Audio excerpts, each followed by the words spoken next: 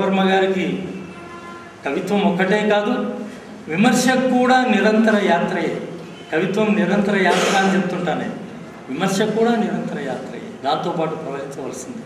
కాబట్టి అంత చక్కని విశ్లేషణ చేశారు వారు.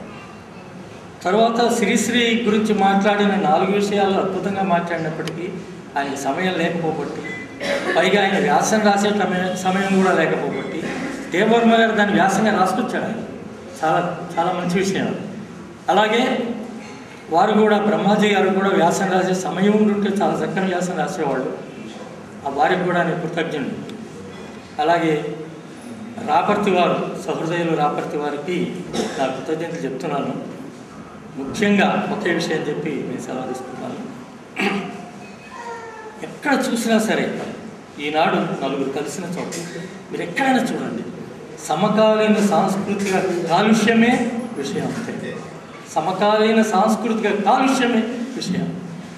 ఇందాక బస్సులో ఎవరు వచ్చి, నా స్టూడెంట్ నేను కలిసి వచ్చాం, వచ్చినంతసేపు ఇవే మాటలు, ఏది చూసినా ఇదే వస్తుంది. మా అబ్బాయికి 10 అంటే తెలియట్లేదండి, వాడికి 10 అని చెప్తాను. రేపు పొద్దున అమ్మ అంటే కూడా తెలియదు, ఇప్పటికే కొంతమందికి తెలియదు. అమ్మ అంటే ఏంటి, ఓ మదరా మదరా అమ్మ అంటే అంటారు. అంటే మనుషులు వర్ణాలలో ఈ విధంగా ఉన్నప్పటికీ కూడా వాళ్ళ యొక్క రక్తం అంతా కూడా, వాళ్ళ యొక్క సంస్కృతి అంతా కూడా మనదే నిండిపోవాలి. ఇది మెకానిక్ అన్నటువంటి కళ, మెకానిక్ అన్న కళ. దాన్ని నిజం చేసేది బుష్ గారు, వరల్డ్ బ్యాంకు, ఇవన్నీ కూడా. ఈ నేపథ్యం భయంకరమైనటువంటి, ప్రతి కాలంలోనూ వైరుధ్యాలు ఉంటాయి. కొన్ని వైరుధ్యాలు, ఇప్పటి ప్రధాన వైరుధ్యం ఇదే.